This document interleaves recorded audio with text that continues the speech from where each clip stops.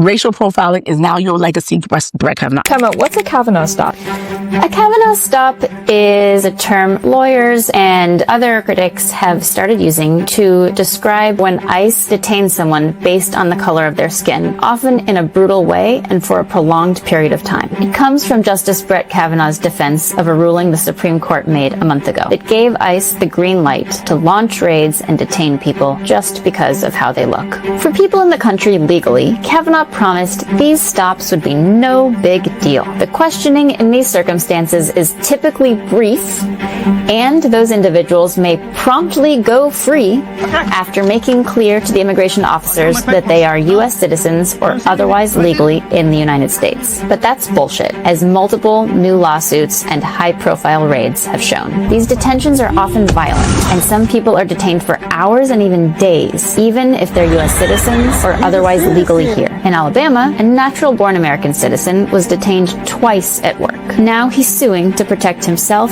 and others who've been subject to these raids. In a D.C. case, plaintiffs were detained just because of how they look, even though they are American citizens and immigrants with papers. In a dystopian raid on an apartment complex in Chicago, citizens were zip-tied while ICE ransacked their apartments. Children were zip-tied to each other, some naked, and separated from their parents. Lawless, violent racial profiling with Justice Kavanaugh's seal of approval. That's why some are calling it the Kavanaugh stop. I don't think he likes that. Post-production editing, I wanted to add my story to share that Brett Kavanaugh's thinking and logic in that concurrent opinion in the LA case regarding the stop and frisk of brown people, stop and harass and stop and detain and stop and brutalize of brown people.